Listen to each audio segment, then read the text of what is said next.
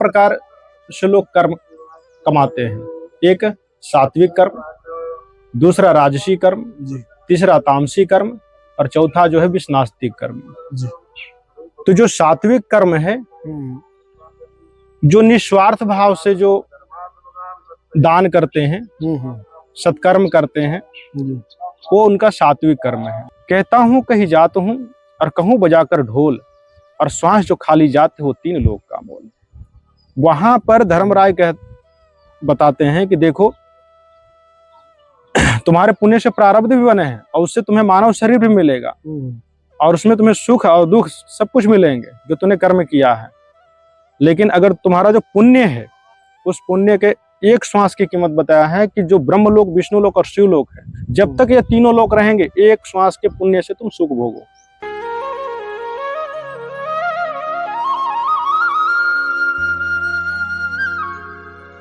राधे राधे आप सभी भक्त वृंदों को।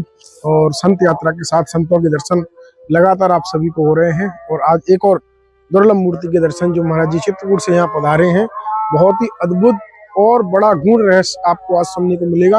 आप वीडियो को बिल्कुल स्किप मत करना। संत यात्रा के साथ राधे राधे। जय श्री राधे, जय श्री राधे जी के। आज महाराज जी के साथ एक और दिव्य सत्संग। आप सभी भक्तों ने बोला था कि महाराज जी का एक और दुर्लभ सत्संग होना चाहिए, और महाराज जी चित्रकूट धाम से यहाँ कुछ दिन के लिए हमारे ब्रज धाम पधारे थे और श्री जी की कृपा से महाराज जी के दर्शन हो गए हमें भी। और एक और दुर्लभ सत्संग, महाराज जी बहुत कृपा की आपने, बार बार थोड़ा सा हमें अनुग्रहित कर रहे हैं अपने सत्संग से। अजी अभी जो पीछे के सत्संग हमने भक्तों ने सुने देखे, बहुत ही अच्छा और बहुत ही सुंदर उन सभी को लगा। उनके कमेंट्स भी थे, पर्सनल भी उन सब ने मैसेज किए थे, बहुत ही अच्छा रहा। महाराज जी अभी छोटा सा क्या है, जैसे बताते हैं, एक भक्त का ही प्रश्न है कि प्रारब्ध कर्म द्वारा बनते हैं, जो भी प्रारब्ध रहता है हमारा वो कर्मों के द्वारा बनता है, ऐसा ही है ना महाराज जी? बिल्कुल बिल्कुल। तो महाराज जी कर्म भक्ति मार्ग के लिए क्या कर्म होने चाहिए और कर्म का वास्तविक स्वरूप है क्या? बहुत सुंदर प्रश्न है आपका। देखिए ये जो प्रश्न है, इस प्रश्न से तो कर्म के स्वरूप की जो है व्याख्या ही पूर्ण रूप से है जी। और इस कर्म के स्वरूप में जीव को यह पता चलेगा सत्संग के माध्यम से आज जी कि वास्तव में कर्म कितने प्रकार के होते हैं और उन कर्मों के अनुसार पाप पुण्य कितने प्रकार के होते हैं जी। कर्म के स्वरूप में भक्ति कितने प्रकार की होती है जी। और भक्ति के अनुसार गुरु कितने प्रकार के होते हैं जी। और उनसे जो कर्म के स्वरूप में जो परम लाभ है वो क्या है जी। तो आज के सत्संग में आपने बहुत सुंदर प्रश्न किया है और इस उत्तर जान करके जीव अपने परम लक्ष्य की ओर, अपने उद्देश्य की ओर बढ़ेंगे। वास्तव में मानव जीवन का उद्देश्य क्या है, लक्ष्य क्या है, क्योंकि कर्म के स्वरूप में मानव जीवन का अस्तित्व का बोध होता है। जब तक जीव अपने अस्तित्व को नहीं जानेंगे कि वास्तव में मानव जीवन का परम लक्ष्य क्या है, तो वो अपने इसी माया रूपी संसार में वो उलझे रहते हैं। तो इस उलझन से निकल करके वो बाहर आएंगे और वास्तव में सत्य क्या है उसकी खोज करेंगे। देखिए ये जो कर्म का स्वरूप है, तो एक तो इसकी व्याख्या है कर्म के स्वरूप की, तो ये लोकमय कर्म में जो है इसकी व्याख्या नहीं है। ये आध्यात्मिक जो उपनिषद है, आध्यात्मिक कर्म उपनिषद, उसमें है। तो सदगुरु ब्रह्म की वाणी कहती है कि श्रीमद् भगवद गीता में भगवान अर्जुन को बताते हुए कहते हैं कि हे अर्जुन, कर्म का स्वरूप भी जानना चाहिए, अकर्म का स्वरूप भी जानना चाहिए और विकर्म का स्वरूप भी जानना चाहिए, तभी जो है ब्रह्म के स्वरूप का जो है बोध होता है। तो खैर हम अभी जो है कर्म के स्वरूप की बात करते हैं, फिर अकर्म के स्वरूप की बात हम कभी और कर लेंगे, श्री जी की इच्छा रही तो कर्म के स्वरूप में चार प्रकार से लोग कर्म कमाते हैं।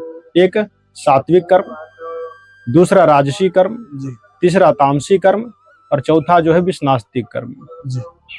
तो जो सात्विक कर्म है, जो निस्वार्थ भाव से जो दान करते हैं, सत्कर्म करते हैं, वो उनका सात्विक कर्म है। राजसी कर्म उसे कहते हैं जो इच्छा, फल की इच्छा से जो कार्य करते हैं, उसे राजसी कर्म कहते हैं। और तामसी कर्म वो है कि जो दूसरे को जो है ठगने के लिए या किसी प्रकार से स्वार्थवश उनको जी नुकसान पहुंचा करके करते हैं, तो तामसी कर्म है। और विष्णास्तिक कर्म में क्या है कि उनको किसी चीज से कोई मतलब ही नहीं, आस्था के प्रति उनका कोई संबंध ही नहीं है। जो दूसरों को लूटते पीटते छीनते हैं ना, जो दूसरे के नुकसान करते हैं आदि इत्यादि करके, तो वो है विष्णास्तिक कर्म।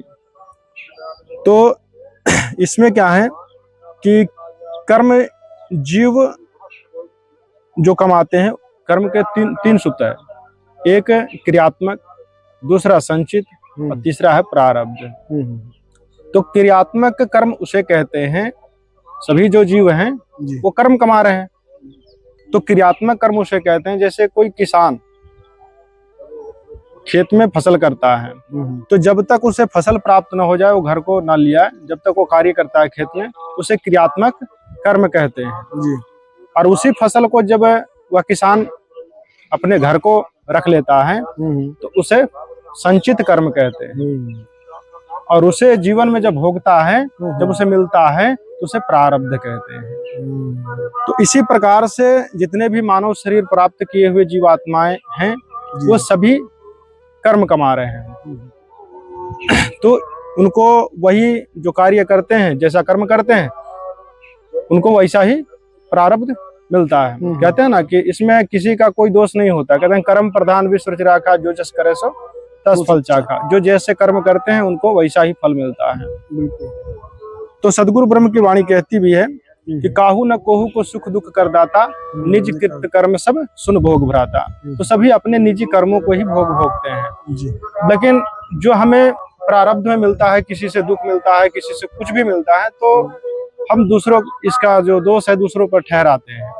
लेकिन उसे यह पता नहीं कि वास्तव में जो मुझे मिला है, जो मुझे परेशानियां मिली है, जो मुझे सुख मिला है, इसमें किसी का कोई संबंध नहीं है। ये तो प्रभु ने कृपा किया कि मानव शरीर मिला अपने उद्देश्य को, लक्ष्य को जानने के लिए। समझ रहे हैं? तो कर्म के स्वरूप में 4 प्रकार की भक्ति है। 4 प्रकार की भक्ति। एक ब्राह्मण भक्ति, दूसरा क्षत्रिय भक्ति, तीसरा जो है वैश्य भक्ति, और चौथा शूद्र भक्ति। ये शूद्र भक्ति, ये 4 प्रकार की भक्ति में जो है ना, ब्राह्मण भक्ति किसे कहते हैं? जो वेद हैं, हमारे शास्त्र हैं, भागवत हैं, इन्हें हम सुनते हैं। इनमें नाम निष्कर्ष तो प्रेरणा मिलती है, हम आस्था की ओर चले जाते हैं जीव जी। और उससे हम भागवत सुनते हैं तो हमारे अंदर प्रेरणा होती है कि वास्तव में लक्ष्य पर अपना, तो उस भागवत के अनुसार, वेद के अनुसार जो भक्ति करते हैं, तो उसमें मूल निकल के आता है नाम। अंत में गुरु क्या देते हैं? नाम। कि सब नाम जपो, नाम से ही सारे कार्य हो जाएंगे जी। तो नाम किस प्रकार से जपते हैं? तो वेद में मंत्र के द्वारा बताया गया है कि ओम इति एकाक्षरम ब्रह्म विवारण मा अनुस्मरण या पर्याति तजन देहम सयातिम प्रमाम गतिम। ओम कृत्युष्मर किलवेश्मर कृत्युष्मर शिमर शिमर कृत्युष्मर। मतलब ओम नाम का स्मरण जो है अति कसक के साथ कर, श्वास के जरिए अति कसक के साथ कर। इससे क्या होगा? ब्रह्मलोक की प्राप्ति होगी। लेकिन इसमें साफ बताया गया है वेदों के अनुसार कि जो ब्रह्मलोक पर्यंत क्या है? पुंडावर्ती में है, जन्म मृत्यु में है। क्योंकि सृष्टि में जो कुछ भी है वो 5 तत्व से बने हैं, और जो 5 तत्व बने हैं वो सब नश्वर है। तो इससे सिद्ध होता है क्या? सत्य है। और सत्य हरि भजन जगत सब सपना। तो सब सपने समान है। जैसे किस प्रकार से जब कहते हैं कि जब लग गजबज अपनो वर्ते, अते ही नेक शरीर नहीं काम, और निर्मल होए गजराज पुकारे, जब आवाही प्रभु आदि नाम। जिस समय हाहा हु को जो श्राप मिला था हाथी और मगरमच्छ के, ये बड़ी लंबी कथा है। तो उस समय गजराज जो है बहुत कसक के साथ भगवान को पुकारा, उस नाम को। राही बोला कि उस भगवान ने उद्धार कर दिया। तो इस प्रकार से जो है निर्मल होकर के जो मन कर्म वचन से जो भागवत सुनते हैं, रामायण सुनते हैं, उनकी आस्था नाम के प्रति है, तो वो सात्विक अर्थात ब्राह्मण भक्ति है। समझ रहे हैं? क्षेत्रीय भक्ति कौन सी है? कि जो ध्यान मेडिटेशन करते हैं, ध्यान मेडिटेशन, जितने प्रकार से शरीर में ध्यान लगाना, ये सब क्षेत्रीय भक्ति है। और तीसरा है वैश्य भक्ति। जी। वैश्य भक्ति उसे कहते हैं जो विश्व जीव उद्धार के लिए, विश्व जीव मानव कल्याण के लिए जो यज्ञ आदि करते हैं, वैश्य भक्ति कहते हैं, मंत्रोच्चारण करके। जी। और शूद्र भक्ति जो भूत प्रेत पितरों की पूजा करते हैं, वो शूद्र भक्ति है। ये जो 4 प्रकार की भक्ति है, इसमें 3 प्रकार के गुरु हैं। जैसे ब्राह्मण भक्ति है, इसमें 3 प्रकार के गुरु हैं जी। सात्विक गुरु, राजसी गुरु और तामसिक गुरु, ये ब्राह्मण भक्ति में है। तो सात्विक गुरु ये हम गुप्त रखते हैं, क्योंकि अगर पूरे भेद खोल देंगे तो बहुत से ऐसे हैं कि अगर उसे याद करके जीवों को भ्रमित भी कर सकते हैं, इसलिए कुछ बातें ऐसी होती है जिसे गुप्त रखा जाता है। जी जी। और ये बातें सदगुरु अमर महाभागवत के अनुसार जो है पूर्ण रूप से बताएंगे। तो इसी प्रकार से क्षत्रिय में भी 3 प्रकार के गुरु होते हैं, और उन्हें ब्राह्मण भक्ति में भी 3 प्रकार के पुण्य मिलते हैं। सात्विक पुण्य, सात्विक गुरु बनाने से, राजसी गुरु बनाने से राजसी पुण्य, और तामसिक पुण्य, इस प्रकार से मिलते हैं। तो इसी प्रकार से जो है 4 प्रकार की भक्ति में 3 प्रकार के गुरु होते हैं। और इससे जो परम जो लाभ है वो पुण्य और पापी होते हैं, ये 4 प्रकार की भक्ति में। बिल्कुल समझ रहे हैं? 4 प्रकार की भक्ति में पाप और पुण्य ही है। परमपद गोस्वामी श्री तुलसीदास जी कहते हैं कि तुलसी यो तन खेत है, अब मन कर्म वचन किसान, और पाप पुण्य 2 बीज है, बोवे सुलभे निदान। तो सदगुरु यथार्थ वाणी कहती है कि अगर खेत में अगर फसल है, अगर किया है, तो कर्म रूपी खेत में तो फसल कर लिया, तो उसमें तो पाप पुण्य ही किया ना। तो शुद्ध विचार से आपने उस पाप पुण्य को कमाया, तो जो फसल होती है उसमें जो दाने आते हैं उसे कौन खाता है? मानव खाते हैं। बिल्कुल, मानव खाते हैं ना। और उसके जो भूस होते हैं जो बचे हुए, उसको कौन खाते हैं? पशु खाते हैं। तो इसी प्रकार से जो है पाप पुण्य का भोग जीव जो है अपने पुण्य का भोग स्वर्ग में भोगता है, और पाप का भोग जो है नरक में भोगता है।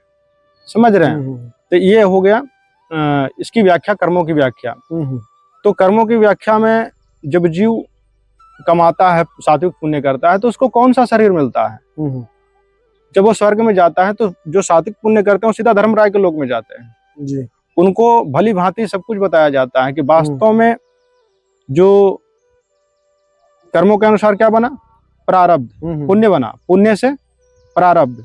तो पुण्य जब कहते हैं ना कि यहाँ अगर हम दान करते हैं कोई चीज, या कोई विदेश गया और पैसा कमाया, तो उसको कई गुना जोड़ करके करेंसी में कन्वर्ट करके दिया जाता है। तो ठीक उसी प्रकार के कर्मों जो कर्म करते हैं उनको कई गुना जोड़ करके पुण्य प्राप्त होते हैं वहां पर, जो यहाँ पर धर्म करते हैं। तो वहाँ प्रारब्ध बनते हैं जी। तो वहां पर उसके प्रारब्ध से जो 3 प्रकार के प्रारब्ध होते हैं, सात्विक, राजसी और तामसिक, वहाँ 3 भागों में किया जाता है। लेकिन उसके पुण्य के अनुसार जो श्वास है जी, वो श्वास के पहले वहां पर गणना पूर्ण रूप से वहां पर बताए जाते हैं। धर्म राय का लोक मतलब क्या है कि धर्म से संबंधित वहां पर राय दिए जाते हैं, इसलिए वो धर्म राय का लोक है। यहाँ भले ही हमें कोई इंसाफ ना दे, लेकिन ऊपर इंसाफ धर्म राय के लोक में पूर्ण रूप से व्याख्या करके बताते हैं कि देखो तुमने जो कर्म किया है उससे तुम्हारा पुण्य बना है, और पुण्य से इतने श्वास बने हैं, और एक एक श्वास की वहां कीमत बताई जाती है। क्या बताए जाते हैं? कहते हैं, कहता हूँ कहीं जात हूँ और कहूँ बजाकर ढोल, और श्वास जो खाली जाते हो 3 लोग का मोल। वहां पर धर्मराय बताते हैं कि देखो तुम्हारे पुण्य से प्रारब्ध भी बने हैं, और उससे तुम्हें मानव शरीर भी मिलेगा, और उसमें तुम्हें सुख और दुख सब कुछ मिलेंगे जो तुमने कर्म किया है। लेकिन अगर तुम्हारा जो पुण्य है, उस पुण्य के एक श्वास की कीमत बताया है कि जो ब्रह्मलोक, विष्णुलोक और शिवलोक है, जब तक ये 3 लोक रहेंगे, एक श्वास के पुण्य से तुम सुख भोगो। वहां पर बताते हैं, और नहीं तो ऐसे महंगे मोल का एक श्वास जो जाए, और 14 लोक न पटत्रे का ही धूल मिलाए। जो हमारी जो श्वासें हैं जो ऐसे ही धूल में मिला रहे हैं, तो उसके लिए वहां पर बताया जाता है कि एक श्वास की कीमत 3 लोक नहीं लेना चाहते हो तो 14 भुवन का सुख भोगो। 14 भुवन का मतलब जो 7 लोक पृथ्वी से नीचे हैं, 7 लोक ऊपर हैं जी। जैसे 7 लोक नीचे हैं, अतल लोक, वितल लोक, सुतल लोक, रसातल लोक, तलातल लोक, महातल लोक और पताल लोक, और ऊपर है भूलोक, भूवरलोक, स्वरलोक, महरलोक, जनलोक, तपलोक और ब्रह्मलोक। ये जब तक ये 14 भुवन रहेंगे, जब तक एक श्वास के पुण्य से सुख भोगो। सोचिए, एक श्वास की कीमत की इतनी बताई है जी।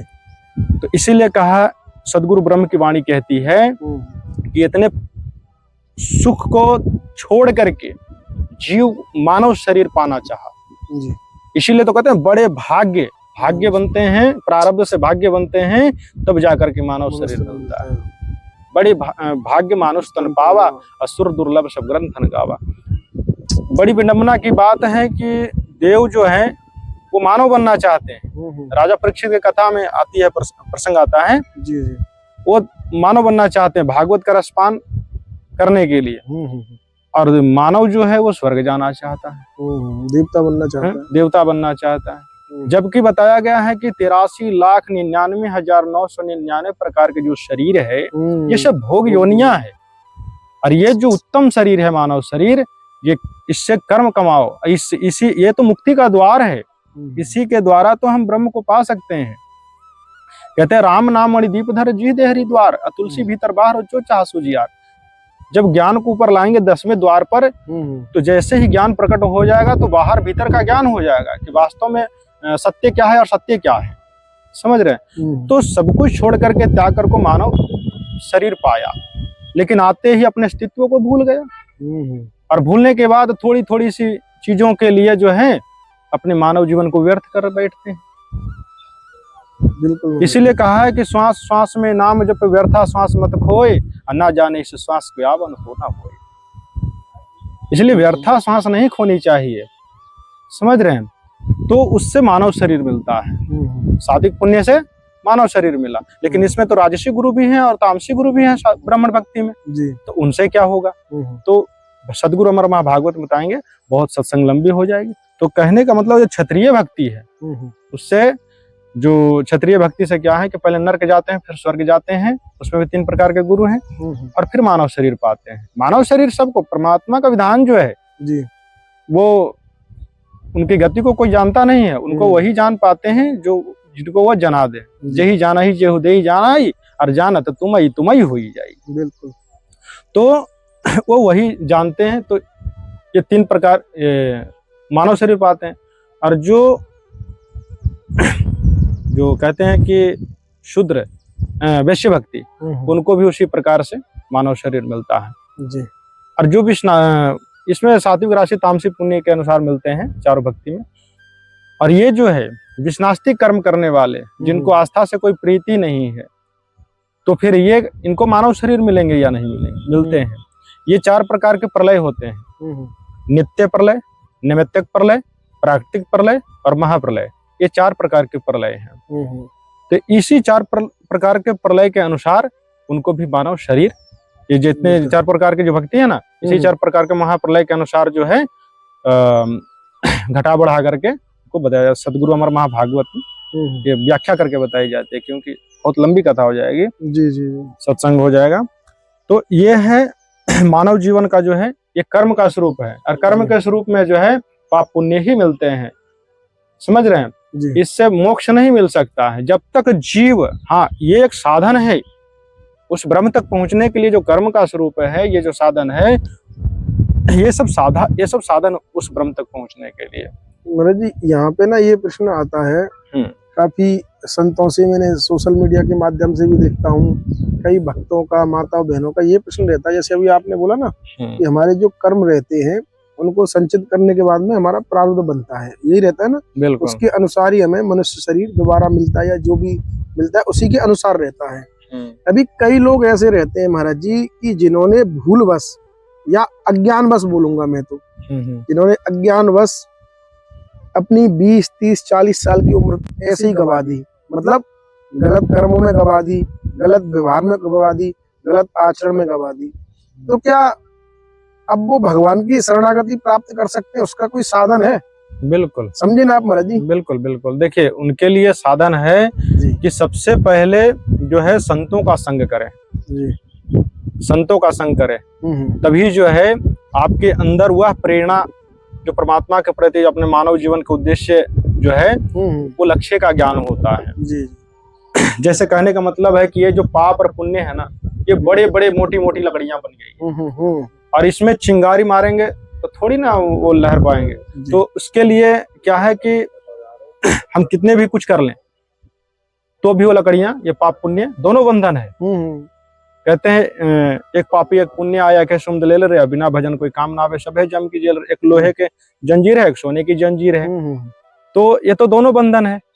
तीन लोक पिंजड़ा भैया पाप पुण्य दो जाल, सभी जीव भोजन भैया खाने वाला काल। वो तो किसी को नहीं छोड़ता। ये जो बड़ी बड़ी जो लकड़ियां हैं, इसको जलाने के लिए, और जैसे ठंड में आग तापते हैं ना, अग्नि तापते हैं, तो हमें बहुत आनंद महसूस होते हैं जी। तो उसके लिए अगर मोटी मोटी लकड़ियों का अगर आनंद पाना है, सुख पाना है, तो मोटी मोटी लकड़ियों को जलाने के लिए आप उसमें माचिस मारेंगे तो माचिस काम नहीं करेंगे, तिल्ली। तो उसके लिए थोड़े थोड़े पवार जो है ना, उसको इकट्ठा करना पड़ेगा और उसमें थोड़े लगाने पड़ेंगे। इसके बाद छोटी छोटी लकड़ियां हैं, उस पर डालिए। वो छोटी लकड़ियां क्या है, वही जानना चाहता हूं। हाँ, तो उससे क्या है, आग लगी, उस पर मोटे मोटे फिर रखिए। उस हिसाब से जो है धीरे धीरे, कहते हैं ना, धीरे धीरे रे मना धीरे सब कुछ होए, और माली सींचे 100 गड़ा ऋतु आए फल होए।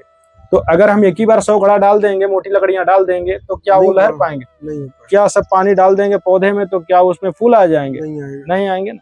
तो इसी प्रकार से जो है आगे बढ़ने के लिए कहते हैं कि शब काहू का लीजिए और साचा शब्द निवार, और पक्षपात न कीजिए कहे सदगुरु विचार। जितने भी हम कथावाचकों के सत्संग सुनते हैं, सबके विचार सुन लो, और जो उसमें से सार सार ग्रहण है। कहते हैं कि जो परमात्मा है वो परमहंस है और हम उनके अंश हैं, तो हंस के समान है। जितने भी जीव हैं सभी हंस के समान है। तो कहते हैं कहे सदगुरु सो हंस है मेरा, और नीर सिर का करे निवेड़ा, दूध का दूध और पानी का पानी करे। तो ये जितने भी कर्म के स्वरूप में है, जो भक्ति कथावाचक हैं, तो पहले क्या है कि ये जितने ग्रंथ हैं महापुरुषों के द्वारा, वेद है, ये हमारे कौन है, बड़े बड़े पहाड़ हैं। और उन पहाड़ों पर जो पानी पड़ते हैं ना, वर्षा होती है, तो वो पवित्र पानी है ना। उस पानी को पीने से सारे रोग दुख दूर हो जाते हैं। तो जिस समय वो महापुरुष थे, पहाड़ के समान थे, उनके वाणी के द्वारा सभी शुद्ध हो जाते थे, पवित्र हो जाते थे, और वो परम धाम को कल्याण हो गए। तो उन्होंने जब अपना शरीर छोड़ा, तो उससे पहले क्या किया, वेद को लिख दिए, शास्त्र को लिख दिए, ग्रंथ को लिख दिया उन्होंने, ताकि भविष्य में सब जीवों का कल्याण। उसी आर्थिक बोध, कहते हैं कि भौतिक ज्ञान किसे कहते हैं, यथार्थिक ज्ञान, जिन्होंने उस ग्रंथों को पढ़ा और पढ़ करके बचना स्टार्ट कर दिए। तो इसमें 3 प्रकार के गुरु होते हैं। बहुत इसमें कर्म के स्वरूप में बहुत समझना पड़ेगा। ये सब समझने के लिए आपको स्वयं घट में समझना पड़ेगा। नहीं, अभी महाराज जी मुझे समझ रहे हैं आपकी बात, मैं समझ रहा हूँ कैसे वो बढ़ेंगे। तो सबसे पहले क्या है कि उन कथावाचकों के सत्संग सुनते हैं, समझ रहे हैं जी। तो जैसे नदी का, तालाब के पानी, नदी के पानी, सब जगह से पानी पिया आपने, तो वो तो आप में गंदगी पड़ी रह गई। लेकिन सबको सुनिए आप, और सार सार को ग्रहण कीजिए। समझ रहे हैं, सार सार को ग्रहण कीजिए जो आपको चाहिए। क्योंकि या दुनिया में आकर छांट दिए तू ऐठी, लेना हो से ले ले, उठी जाती है पैठी। जो लेना है दूध को ग्रहण करो हंस के भांति, और पानी को, असार को छोड़ दो। कौन क्या करते हैं, नहीं करते हैं, इसके लिए बताए हैं कि पक्षपात के कारण जीव हंस 84 जाए, निपक्ष होए सदगुरु ब्रह्म को सोई भक्त संत सुजान। तो बस अपने लक्ष्य पर निर्धारित होकर के संतों की सेवा करें, निस्वार्थ भाव से सबकी सेवा करें। और जो अपने कमाई का जो 10वां अंश है ना, उसको भी दान में लगाना चाहिए। किस प्रकार से लगाना चाहिए? 1% तो गुरु को जाता है, 2 रुपया गौशाला में, गौदान में, 3 रुपया संतों में, कितने हो गए? 6 रुपया हो गए। 2 रुपया चिड़िया जो ये होते हैं पक्षी, कपोतियों नहीं, तो ये में चले गए। और 2 रुपया असहाय को दीजिए, 10 हो गए। जो बेघर हैं उनके लिए, या तो आप भंडार, तो 10 रुपया। तो इस प्रकार से जो है दान जो करते हैं ना, तो कहते हैं पैसा लक्ष्मी बन जाती है। जैसे पैसा आते हैं और चले जाते हैं, किसके लिए? जो पैसा को पैसा समझते हैं। लेकिन जो इस बात को समझ पाते हैं, इस टेक्निक, इस विद्या को समझ पाते हैं, तो उनको कई गुना जोड़ करके भगवान पुण्य देते हैं, 10 गुना जोड़ करके। और 10 गुना जोड़ करके उनको बुद्धि, जैसे कोई बिजनेस उन्होंने किया और उसमें नुकसान चला जाता है। क्यों? क्योंकि वो पैसा को पैसा समझ रहे हैं। और पैसा को इस प्रकार से जो लक्ष्मी बना लेते हैं ना, लक्ष्मी बनती है दान से। तो जो ईमानदारी से जो 10वां अंश दान करते हैं या ज्यादा करना चाहते हैं, तो अच्छी बात है। क्योंकि यहाँ क्या रहेगा? कुछ भी नहीं। तो कमाओ भी और दान भी करो, सेवा करो, तो उससे आपको कई गुना आपकी बुद्धि काम करेगी, और उसी जगह वो आपकी बुद्धि जाएगी जहाँ आपको परिवर्तन होगा। समझ रहे हैं? तो संतों की सेवा में और संतों के सत्संग सुनते रहिए, आपको कल्याण होगा। कहते हैं लक्ष्य 84 भटक के पोपे अटके आए, और इस बार पास आना पड़ी तो फिर लक्ष्य 84 जाए। तो मानव जीवन दुर्लभ है, मिले न बारंबार, तरवर से पत्ता टूट पड़ा फिर बहुर न लगता डार। समझ रहे हैं? इसीलिए मानव जीवन अनंत पूर्व जन्मंत कोटि भक्ति की नहीं, तब प्रभु यह मानव तंदी। बहुत प्रकार की भक्ति की है, तब जा करके यह मानव शरीर मिला है। इसे देखिए, आप स्वयं देखिए, अपने घट में देखिए, क्योंकि इतने ज्ञान है। ये सभी क्यों, इतने शास्त्र क्यों बनाए गए हैं? प्रेरणा देने के लिए। हरि अनंत हरि कथा अनंता, कहे सुनाई वो विधि सब सुनता। ये बहुत प्रकार के जो है कथाएं प्रेरणा देने के लिए, ताकि हम अपने लक्ष्य पर चलें, तो जो अनंता है वो अनंत बने जी। समझ रहे हैं? तो इसीलिए कहते हैं कि मैं देखूं तुझको, तू देखे कहीं और, अनानत ऐसे चित पर एक चित दो ठौर। तो या तो संसार में जिनकी प्रीति है वो तो भवसागर में ही रह जाते हैं, और जो गुरु के शब्द पे चलते हैं तो वो आगे बढ़ते हैं। तो यह है कर्म की व्याख्या, समझ रहे हैं जी। और बढ़िया समझने के लिए सदगुरु अमर महाभागवत में जो है, ये सदगुरु अमर महाभागवत जो है ना, ये भी गर्भ में है जी। हाँ, ये भी लिखित नहीं है, समझ रहे हैं? अगर सबकी सहयोग और दान सेवा से जो है विश्व जीव उद्धार के लिए, जैसे उनका कल्याण हो रहा है, जैसे सबने सेवा की है। आज ये दास यहाँ पर आया, ठीक है, किसी ने और ने दिया, फिर चित्रकूट जाएंगे, सब जगह भ्रमण किए, तो सेवा से ही किया ना। तो इस तरह से सेवा करेंगे तो सबके लिए जो है, हमें कोई व्यवस्था नहीं है जिस कारण से मैं बैठ करके उसे लिख सकूं भागवत को। सभी शास्त्रों का जो ग्रंथ है, कहते हैं गुरु के लक्षण 4 बखाना। प्रथम वेद शास्त्र ज्ञाना, दूजे हरि भक्ति मन कर्म वाणी, तीजे समदृष्टि सृष्टि कर जानी, जो सृष्टि का ज्ञान है। चौथे वेद विधि सब कर्मा, ये 4 गुरु गुण जानो मर्मा। वास्तव में शास्त्रों के अनुसार हम कर्म कैसे करें हैं? तो ये सब सोच रहे हैं। जैसे सभी शास्त्रों का निचोड़ क्या है, परमपद गोस्वामी श्री तुलसीदास जी ने रामायण में डाल दी। सब शास्त्रों को पढ़ना, रामायण को पढ़ना, क्योंकि सब शास्त्रों को पढ़ेंगे तो जीवन बीत जाएगी। तो ये रामायण पढ़ेंगे तो बढ़िया से पढ़ लेंगे। तो सभी शास्त्रों का सार है। ये जो ज्ञान है ना, ये ब्रह्म ज्ञान का निचोड़ सार है सदगुरु अमर महाभागवत। और सुनने से जितने प्रकार के संशय है वो सभी खत्म हो जाए। जब तक संशय खत्म नहीं होगा, उसमें बीज कैसे डालेंगे? बिल्कुल। कहते हैं मानव हमरी क्या बुनियाद है, जीव जन्म धर लेत, सदगुरु हरि राम नाम बिना ये खाली पर सीखेत।